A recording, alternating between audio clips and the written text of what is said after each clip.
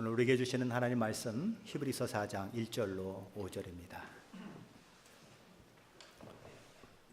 신약성경 356페이지 히브리서 4장 1절로 5절 말씀입니다.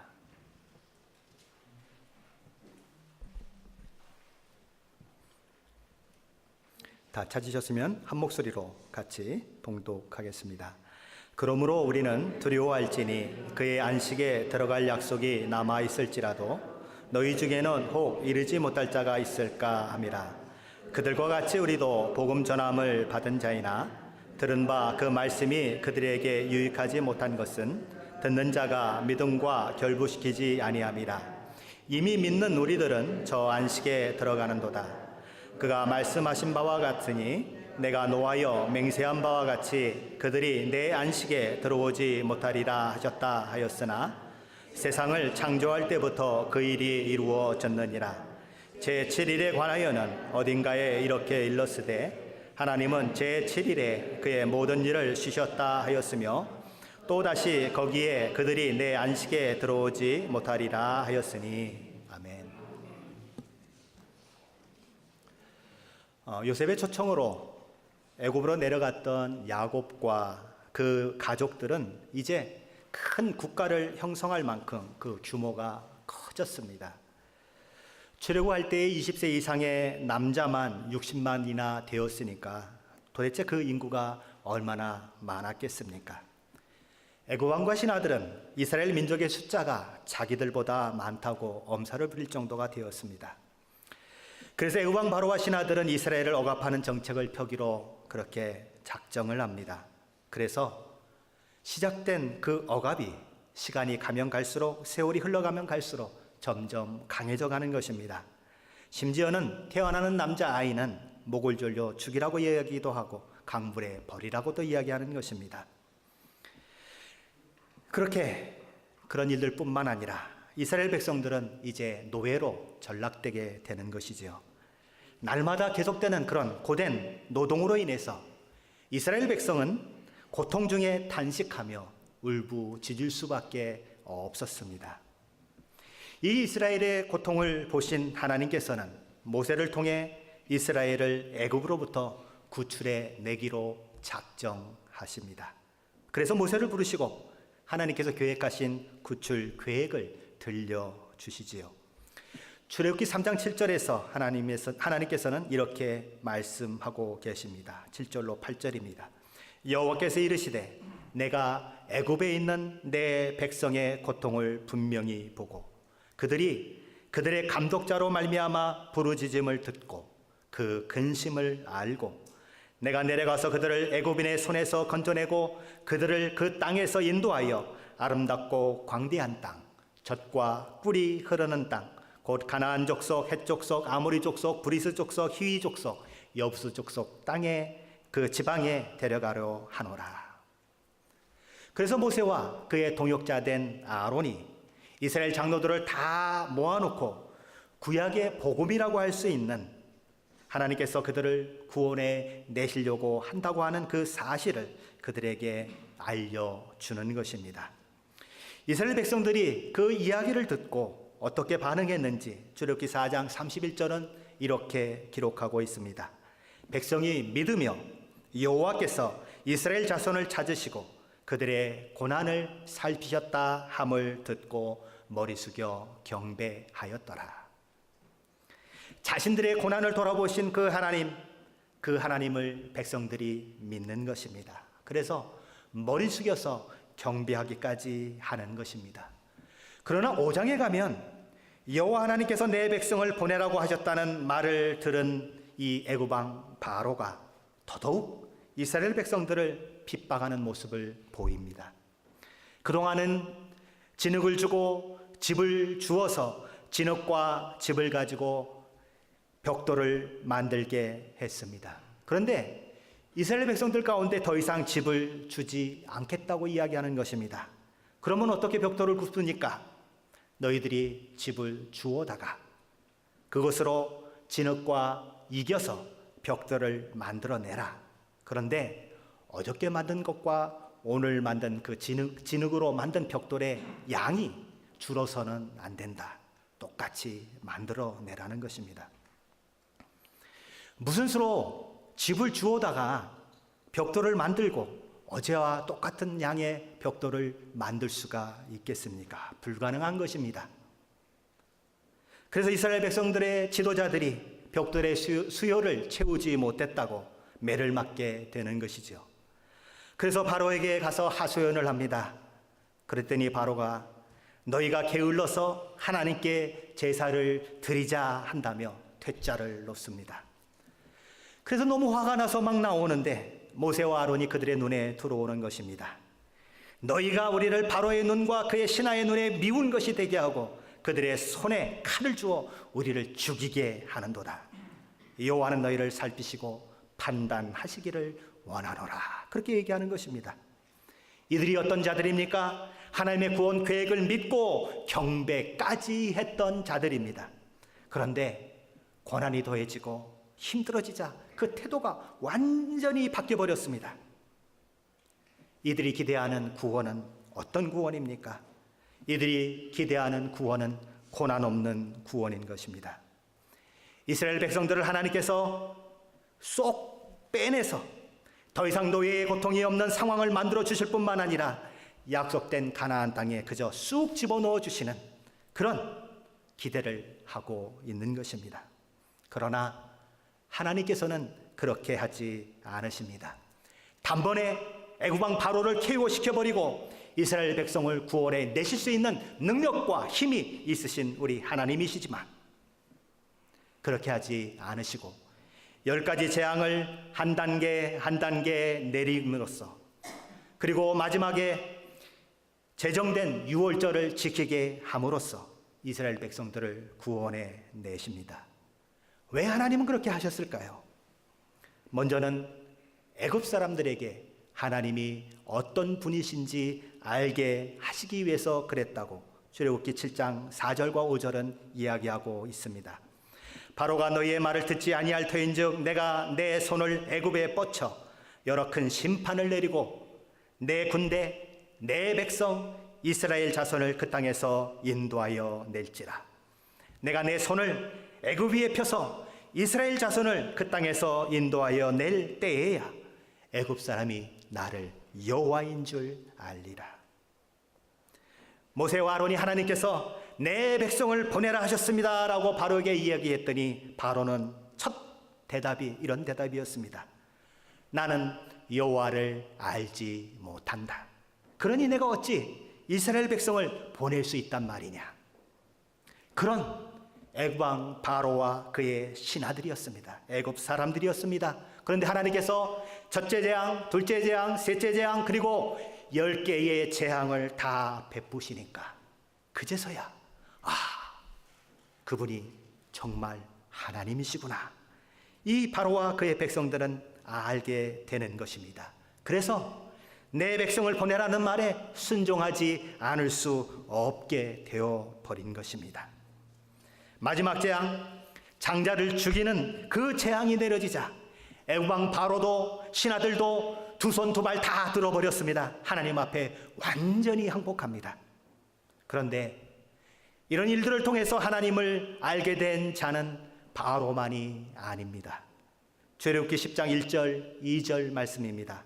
여호와께서 모세에게 이르시되 바로에게로 들어가라. 내가 그의 마음과 그의 신하들의 마음을 완강하게 함은 나의 표징을 그들 중에 보이기 위함이며 내게 내가 애굽에서 행한 일들 곧 내가 그들 가운데서 행한 표징을 내 아들과 내 자손의 귀에 전하기 위함이라.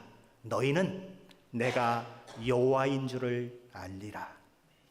너희는 내가 여호와인 줄을 알리라. 여기서 너희가 누구죠? 이스라엘 백성입니다. 이스라엘 백성들 역시 하나님을 제대로 알지 못했습니다. 그런데 10가지 재앙이 베풀어지면서 그 일들을 통해서 하나님께서 기적을 베푸시고 은혜를 베푸시는 그 일들을 통하여서 하나님을 점점 알아가게 되었다는 것입니다. 그래서 이스라엘이 출애굽을 하는 것이지요. 낮에는 또 구름 기둥으로 인도를 받고 밤에는 불 기둥으로 인도를 받습니다. 홍해를 마른 땅처럼 건넙니다. 쓴물을 먹는 물로 변하게 하는 일들도 있었고 먹을 것이 필요할 때에 만나가 내리는 일들이 있었고 고기가 먹고 싶다고 하니까 메추라기가 날아와서 이스라엘 진에 그냥 떨어지는 것입니다. 큰 바위에서 물이 나와 온 백성과 가족들이 마음껏 물을 마시게 되는 일들이 일어나게 되기도 합니다. 아말렉과의 전투는 참으로 놀랍습니다.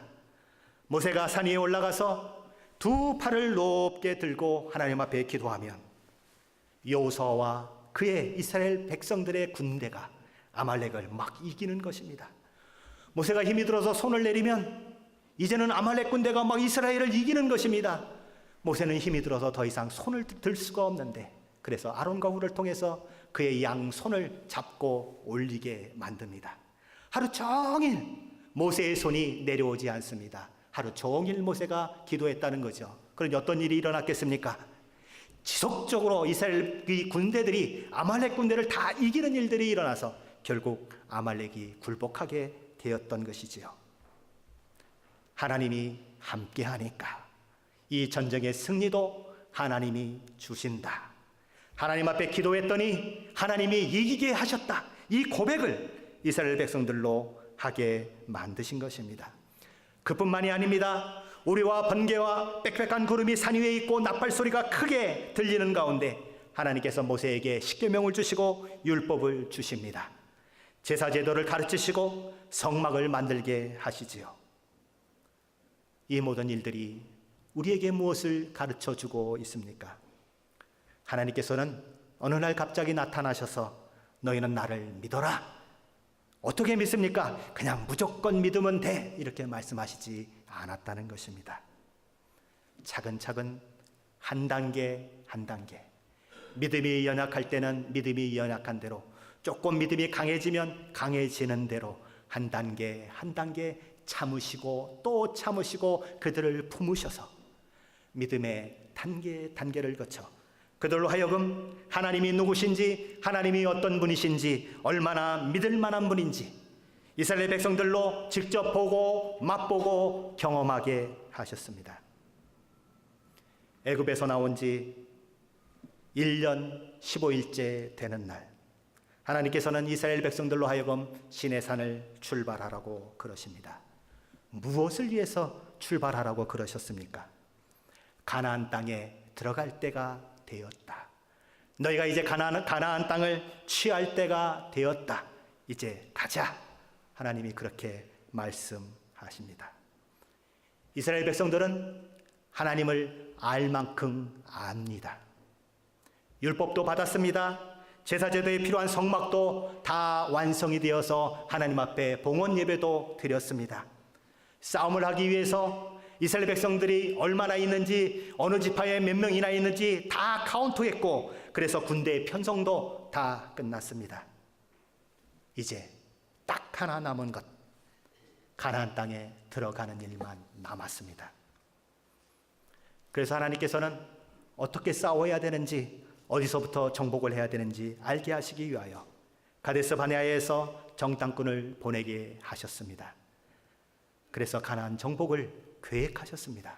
그런데 우리가 잘 아는 것처럼 이스라엘 백성들은 가데스 바네아에서 하나님의 약속을 끝까지 붙들고 신뢰하고 가나안 땅을 차지해야 했음에도 불구하고 그러지 못해서 실패하는 것입니다. 그 일들을 교훈으로 받으라고 히브리서 저자는 3장 거의 전체를 통해서 강조하고 또 강조했던 것입니다. 히브리서 3장 마지막 절인 19절은 이렇게 끝을 맺고 있습니다. 이로보건대 그들이 믿지 아니함으로 능히 들어가지 못한 것이라. 처음에 저희가 봤던 출애굽기 4장 31절에 보면 모세와 아론을 통해서 전해들은 하나님의 구원 계획에 대해서 이스라엘 백성들은 이렇게 반응했었습니다. 백성이 믿었다. 성경은 이렇게 이야기하는 것입니다. 그래서 하나님 앞에 경배했다고 이야기하는 것입니다. 그런데 오늘 히브리서 기자의 이야기는 다릅니다. 뭐라고 그러죠? 그들은 안 믿었다. 이렇게 얘기하는 것입니다. 히브리서 기자가 이야기하는 것이 무엇일까요?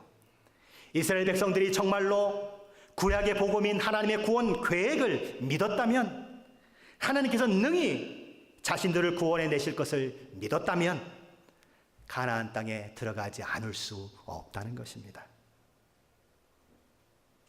그러나 이스라엘 백성들은 믿었다고 하지만 사실은 믿지 않음으로써 가나안 땅에 들어가지 못했다는 것을 이야기하고 있는 것이죠. 그것을 이야기하고 나서 오늘 히브리서 4장 1절이 이어지는 것입니다. 그러므로 우리는 두려워할지니 그의 안식에 들어갈 약속이 남아있을지라도 너희 중에는 혹 이르지 못할 자가 있을까 함이라. 광야 시대에 이스라엘 백성들은 여러 믿음의 도전들을 만났습니다. 온갖 시험을 당했습니다. 그런 가운데 이스라엘 백성들은 믿음으로 하나님을 바라보지 못하고 불평하며 불순종했습니다. 그 결과 하나님의 안식, 즉 약속의 땅인 가나안 땅에 들어가지 못했습니다. 히브리서 저자는 히브리서를 받아보는 독자들에게 이렇게 강조하고 있는 것입니다. 여러분도 이스라엘의 광야의 삶처럼 지금 여러 가지 어려움과 역경 가운데 있습니다. 그러나 여러분들이 그 상황 가운데 어떻게 반응해야 할지 그것을 한번 생각해 보십시오. 이스라엘의 예를 생각해 보십시오. 여러분은 다만 불평과 불순종으로 하나님께서 약속하신 것에 대한 믿음을 저버림으로 저들과 같이 되지 않도록 주의해야 하지 않겠습니까? 여러분은 두렵고 떨림으로 구원을 이루어야 합니다. 그러지 아니하면 여러분도 이스라엘 백성처럼 약속의 땅을 밟지 못하게 될 것입니다. 그러니 깨어 믿음에 굳게 서라는 것입니다. 이어지는 히브리서 4장 2절은 이렇게 말씀합니다. 그들과 같이 우리도 복음 전함을 받은 자이나 그러나 들은 바 그 말씀이 그들에게 유익하지 못한 것은 듣는 자가 믿음과 결부시키지 아니함이라. 이스라엘 백성이 구약의 복음, 애굽으로부터 구원되어 가나안 땅으로 들어가는 약속을 받은 자들이라면 지금 히브리서를 받아보는 독자들이나 우리는 어떤 자들입니까? 우리 주님께서 십자가로 이루어 놓으신 복음을 전해받은 자들입니다. 구약적 복음을 들은 자들이 믿음과 결부시키지 아니함으로 가나안 땅에 들어가지 못하고 광야에 엎드려진 것처럼 너희도 들은 복음을 믿음과 결부시키지 아니하면 그들과 똑같은 결말을 맞을 수밖에 없다, 이렇게 경고하고 있는 것입니다. 우리는 복음을 들었고 복음을 가지고 있는 자들입니다. 우리는 하나님을 만났고 예수님을 만난 자들입니다. 믿음의 충분한 근거와 내용을 우리는 이미 확보하고 있는 사람들입니다. 그렇다면 우리가 해야 할 일은 무엇이겠습니까? 믿음의 충분한 근거와 내용을 가지고 있으니 실제 그 믿음을 믿음과 결부시키는 일, 그것이 우리의 책임인 것입니다. 신명기 4장 32절로 35절 말씀에 이런 말씀이 있습니다. 내가 있기 전 하나님이 사람을 세상에 창조하신 날부터 지금까지 지나간 날을 상고하여 보라. 하늘 이 끝에서 저 끝까지 이런 큰 일이 있었느냐? 이런 일을 들은 적이 있었느냐? 어떤 국민이 불 가운데서 말씀하시는 하나님의 음성을 너처럼 듣고 생존하였느냐? 어떤 신이 와서 시험과 이적과 기사와 전쟁과 강한 손과 편팔과 크게 두려운 일로 한 민족을 다른 민족에게서 인도하여 낸 일이 있느냐? 이는 다 너희의 하나님 여호와께서 애굽에서 너희를 위하여 너희의 목전에서 행하신 일이라. 이것을 내게 나타내심은 여호와는 하나님이시요 그 외에는 다른 신이 없음을 내게 알게 하려 하심이니라. 하나님께서는 이 이스라엘 백성에게 믿음의 조건과 내용과 근거를 충분히 보여주시고 증명하시고 확신시켜 주셨습니다. 그러니 그 많은 증거를 가지고 있고 그 많은 확신을 가지고 있고 그 많은 믿음의 일들을 경험하였으니 이제 이스라엘 백성이 해야 하는 것이 무엇이냐? 40절 상반절은 이렇게 얘기합니다. 오늘 내가 내게 명령하는 여호와의 규례와 명령을 지키라. 그것이 이스라엘 백성의 책임이라는 것입니다. 저와 여러분은 어떻습니까? 저와 여러분은 따지고 보면 이스라엘 백성이 가진 믿음의 증거보다 더 확실한 증거, 더 많은 증거들을 가지고 있습니다. 우리는 하나님께서 우리를 사랑하사 하나밖에 없는 아들 예수 그리스도를 우리를 위해 내어주신 것을 알고 있습니다. 우리 주님이 십자가에 돌아가신 것도 알고 있고, 그가 부활하신 것도 알고 있고, 영원한 하나님의 나라가 있다고 하는 것, 마지막 때에 심판이 있을 것이라고 하는 것도 알고 있습니다. 또한 하나님께서는 우리가 받은 사랑과 은혜가 얼마나 크고 놀라운 것인지를 알게 해주시기 위해서 예수님의 마음 깊은 곳까지도 통달하신 그 성령 하나님을 우리 속에 아예 살게 하셨습니다. 진리의 영이신 성령 하나님께서 내 속에 계셔서, 우리 속에 계셔서 우리를 진리 가운데로 인도하시고 우리 주님의 모든 가르침과 복음을 깨닫게 해주심으로 우리 안에 믿음이 일어나게 하시고 거룩한 삶을 살아가도록 그렇게 하셨습니다. 그러니 그 많은 증거와 그 많은 내용들을 가지고 있는 우리가 무엇을 해야 합니까? 오늘 내가 내게 명령하는 여호와의 규례와 명령을 지키라. 하나님 앞에서 하나님을 아는 자로 하나님의 말씀과 뜻을 따라서 사는 매일매일의 영적 싸움, 우리의 믿음을 지키고 세상과 대적하여 거룩하게 사는 이 싸움을 해야 한다는 것입니다. 그러나 우리는 이스라엘 백성들이 10가지 재앙을 경험하고 홍해를 건너고 만나를 먹고 반석에서 물이 나오고 구름기둥 불기둥으로 인도함을 받고 하나님의 기적들을 경험하면서도 가데스 바네아에서 가나안에 들어가는 것을 거부하고 정작 싸워서 취하기만 하면 자기 것이 되는데도 불구하고 싸우지 않아서 멸망했던 것처럼 우리는 이 세상을 살면서 이 영적 싸움을 하려고 하지 않는 것입니다. 물론 우리가 이 땅에서 믿음으로 산다고 세상 세력이 다 하루아침에 무너져 버린다든지 세상의 모든 사람들이 갑자기 회개에 이른다든지 그러지는 않습니다. 우리가 하나님 앞에 목숨 걸고 신앙생활을 한다고 해서 그에 대한 보상이 이 땅에 사는 동안 우리에게 있어지는 것도 아닙니다. 우리가 믿음으로 살려고 발버둥 치면 칠수록, 믿음으로 가려고 애쓰면 애쓸수록 오히려 세상은 우리를 향하여 협박을 하고 위협을 하고 조롱을 하는 것입니다. 보상은커녕 어려움이 더해지는 경우를 우리는 만나는 것입니다. 그러나 그럼에도 불구하고 싸워야 한다는 것입니다. 우리가 하나님을 몰라서 믿음으로 살지 못합니까? 우리가 정말 하나님을 몰라서 이런 모습의 믿음을 가지고 있습니까? 믿음으로 살면 우리에게 오는 세상의 불이익과 손해, 핍박 때문에 그 어려움 좀 면해보자고 우리 이 세상과 타협하며 살고 있지 않습니까? 우리는 충분한 믿음의 근거와 내용을 가지고 있음에도 불구하고 이 영적 싸움을 싸우려고 하지 않는 것입니다. 세상과 맞서 싸울 생각을 가지고 있지 않는 것입니다. 무엇을 위해서 싸워야 되는데요? 우리의 싸움은 모든 무거운 것과 얽매이기 쉬운 죄를 벗어버리는 싸움입니다. 그래서 인내함으로 우리 앞에 당한 경주를 달려가야 하는 그 싸움인 것입니다. 누가복음 17장에 보면 10명의 문둥병자가 치유받는 사건이 기록되고 있습니다. 우리 주님께서는 그들에게 가서 너희 몸을 제사장에게 보이라 그러십니다. 이들은 그 말을 듣고 제사장에게로 달려가지요.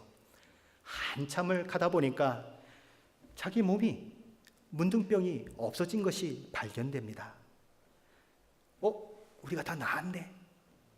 아마 이들은 서로 안고 울고 불고 아마 난리가 났을 것입니다. 그런데 10명 중에 예수님께 돌아가 감사한 사람은 오직 한 사람입니다. 9명은 왜 안 왔을까요? 9명에게는 고쳐주신 예수님보다 문둥병이 나은 것이 더 중요한 것입니다. 그러나 오직 한 사람, 문둥병을 고쳐주신 예수님께 집중한 사람이 한 사람이 있는 것입니다.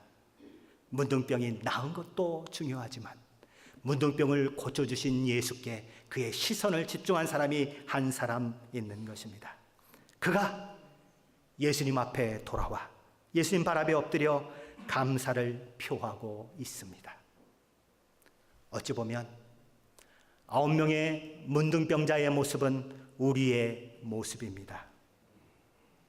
우리는 예수를 믿으면서도 늘 예수님이 나에게 무엇을 해주시는가 하는 것에만 관심을 가지고 있습니다. 그것에 마음을 빼앗겨 버립니다. 나를 구원해 주시고 나를 위해 십자가를 지신 그 예수님 자신에게는 별로 마음을 집중하지 않습니다. 왜 우리 하나님께서 예수 그리스도를 이 땅에 보내시고 우리 주님이 나를 위해 십자가를 지셨고 그래서 하나님께서 그 예수 그리스도의 십자가로 말미암아 나를 구원해 주심으로 나를 통해서 무엇을 하기를 원하시는지에 대해서는 도대체 관심을 가지지 않는 것입니다. 그래서 우리의 신앙은 병들었다 이렇게 얘기할 수 있는 것이죠. 일주일에 한 번 교회에 나와서 예배할 때에는 하나님께서 우리의 주인인 것 같습니다. 우리의 왕이신 것처럼 보입니다. 그런데 세상에 돌아가면 단연 내가 왕입니다. 주님 뜻대로가 아니라 내 맘대로 살아갑니다. 그래서 마치 이런 생각을 하는 것 같이 보여요. 주님은 교회에만 앉아 계십시오. 내 삶의 현장은 절대 따라오지 마십시오. 내 삶의 현장에 예수님이 지속적으로 따라와서 보고 계시면 아이고 이거 큰일이지 않습니까? 내 맘대로 살고 싶은데 나 하고 싶은 대로 하고 싶은데 예수님이 따라오면 곤란하니까 예수님은 교회에만 계십시오. 나는 내 세상에서 내 마음대로 살고 싶습니다. 그런 고백이 우리 가운데 있는 거죠. 왜 예수님이 교회에만 있어야 합니까? 세상에서는 내가 주인이 되고 싶은 것입니다. 그러니 아예 따라올 생각하지 말라는 겁니다. 교회에 나와서 예배도 드릴게요. 교회 나와서 헌금도 할게요. 교회 나와서 봉사도 할게요. 그러니 내 인생이랑 간섭하지 마시고 나 죽었을 때 그냥 천국 가는 도장이나 꽝 찍어주세요. 그러는 것입니다. 내 삶을 내 맘대로 살게 해주세요. 내 취향대로 내 즐거움대로 살게 내버려 두세요. 간섭하지 말라는 겁니다. 그렇게 일주일을 살다가 또 교회에 나오면 마치 쓰레기 하치장에 쓰레기를 버려버리듯이 십자가 앞에 무릎 꿇고 앉아서 찝찝한 마음, 따뜻하지 못한 그런 마음들을 처리해버리고 아이고 시원하다 그리고 또 세상으로 나아가고 일주일이 또 지나면 또 쓰레기를 버리듯이 십자가 앞에 그 쓰레기들을 다 또 내려놓고 또 세상에 가면 내 마음대로 사는 것. 그것이 우리의 인생이 될 수 있다는 것입니다. 우리 인생의 가장 중요한 문제가 무엇입니까? 우리의 삶의 주인이 누구냐 하는 것입니다. 내 삶의 실제로 주인 노릇하는 분이 누구냐? 무엇 때문에 인생을 살고 있느냐? 너의 인생의 목표가 무엇이냐? 무엇이 너에게 가장 중요한 것이냐? 사도 바울은 이렇게 고백합니다. 갈라디아서 2장 20절입니다. 내가 그리스도와 함께 십자가에 못 박혔나니 그런즉 이제는 내가 사는 것이 아니요 오직 내 안에 그리스도께서 사시는 것이라.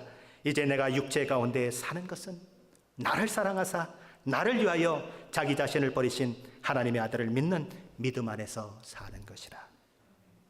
무슨 이야기입니까?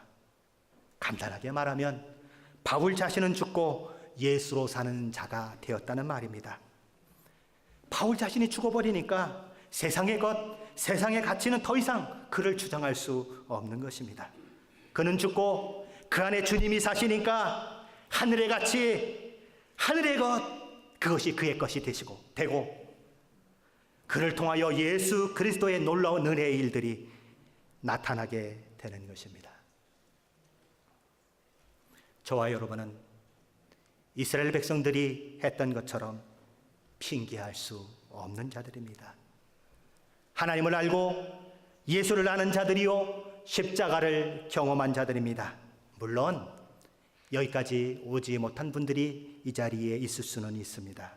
그렇다면 하나님 앞에 내 믿음 없는 것을 도와달라고, 나에게도 그런 믿음을 달라고 기도해야 될 것입니다.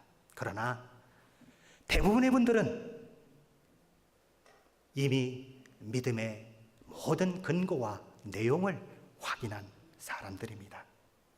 그러니 이제는 더 이상 핑계할 수 없는 것입니다.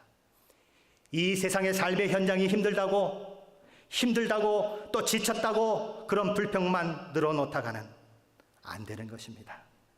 이스라엘 백성처럼 광야길을 가다가 물 내놔라, 먹을 것 내놔라, 고기 내놔라, 내 인생 이게 뭐냐, 너무 힘들다, 그러다가 인생 끝낼 수는 없는 것입니다. 이제는 가나안 땅을 취하는 싸움에 들어가야 하는 것입니다. 거기에는 안악자손이 있는데요, 우리는 메뚜기 같은데요. 맞지요. 그렇게 생각이 들지요. 그러나 그렇다고 해서 세상에 굴복해버리고 세상 물결 흘려가는 대로 떠내려가면 어떻게 됩니까? 이스라엘 백성이 광야에서 엎드려진 것처럼 우리도 이스라엘이 가는 그 길을 갈 수밖에 없기 때문에 세상이 아무리 어렵게 보인다고 할지라도 그 길을 싸우며 가야 하는 것입니다. 세상 앞에 어려운 사람이 되고 싶으십니까? 아니면 하나님 앞에 어려운 사람이 되고 싶습니까? 세상을 두려워하는 사람이 되시겠습니까? 하나님을 두려워하는 사람이 되시겠습니까?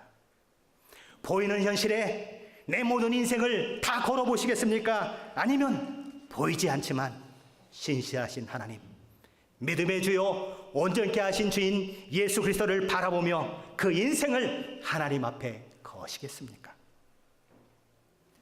출애굽 때의 이스라엘 백성들이 이스라엘이 그 일원이 된 것으로 충분하지 않았던 것처럼 단지 교회에 나오는 것만으로 충분하지 않습니다. 때로 복음의 귀를 기울이기도 하고 때로 복음을 이해하기도 하고 그래서 다른 사람에게 예수 믿으라고 얘기도 하고 그런다고 할지라도 그것으로 충분하지 않습니다. 복음을 참 믿음으로 받아들이고 그 복음의 믿음을 따라 살지 아니하면 우리에게는 하나님의 안식에 들어가지 못하는 그런 우를 범할 수밖에 없는 그런 자리에 있게 되는 것입니다. 참으로 복음을 듣고 그 들은 바를 믿음과 결부시키지 않는다면, 즉 자신이 죄인이라고 고백하며 구원을 위해 자신을 그리스도께 온전히 내어드려서 주님, 이제부터는 주님이 나의 주인이십니다. 나는 그저 종입니다. 주님이 내 삶을 마음대로 이끌어 가십시오. 거기까지 나아가지 못한다면, 그러면 그 믿음은 실제 믿었다고 하지만 진정한 믿음이 아닌 것입니다. 엘리야가 이스라엘 백성을 향해 이렇게 호소했습니다. 너희가 어느 때까지 둘 사이에서 머뭇머뭇하려느냐? 여호와가 만일 하나님이면 그를 따르고 바알이 만일 하나님이면 그를 따를지니라. 여호와가 만일 하나님이면 그를 따르십시오. 세상이 만일 하나님이면 세상을 따르십시오. 머뭇머뭇거릴 시간이 없는 것입니다. 시간이 째깍째깍 흘러가면 어느 날 저와 여러분은 이 자리에 없게 되는 것입니다. 오늘 가다가 제가 죽을 수도 있어요. 시간이 없는 것입니다. 언제까지 불평만 하시겠습니까? 언제까지 하나님의 약속을 믿지 못하고 그렇게 사시겠습니까? 이스라엘 백성이 40년을 쓸데없이 광야 가운데서 헤매고 그리고 그렇게 돌아다녔던 것처럼 그러다가 광야에서 그냥 죽으시겠습니까? 아니면 하나님의 약속을 믿고 힘들지만 이 영적 싸움을 싸워 가나안을 취해내시겠습니까? 그래서 우리 하나님께서 온 천하 만국을 다 창조하시고 안식에 들어가셨던 것처럼 우리의 구원이 온전히 이루어지는 그것을 믿음으로 바라보며 참된 안식 가운데 들어가 하나님, 내가 안식의 자리에 들어왔습니다. 그렇게 고백하시는 자들이 저와 여러분이 되셔야 되지 않겠습니까? 이스라엘 백성들이 가나안 땅에 들어가지 않고 애굽 땅으로 돌아가겠다고 말할 때에 하나님께서는 이스라엘 백성에게 이렇게 말씀하십니다. 너희가 언제까지 나를 시험하겠느냐? 더 이상 하나님을 시험하지 마십시오. 하나님과 틀어지고 세상과 짝짝꿍이 되는 것이 아니라 하나님과는 더 가까이지고 세상과는 오히려 틀어지는 그런 관계 가운데 들어가시기 바랍니다. 그래서 하나님의 안식을 누리고 하나님의 사람으로서 이 땅 가운데 살아냄으로 인하여 이스라엘의 그 실패를 다시 반복하지 않는 믿음의 사람들로 온전히 세워지시는 저와 여러분이 되시기를 예수 그리스도의 이름으로 간절히 축원합니다. 아멘. 기도하시겠습니다.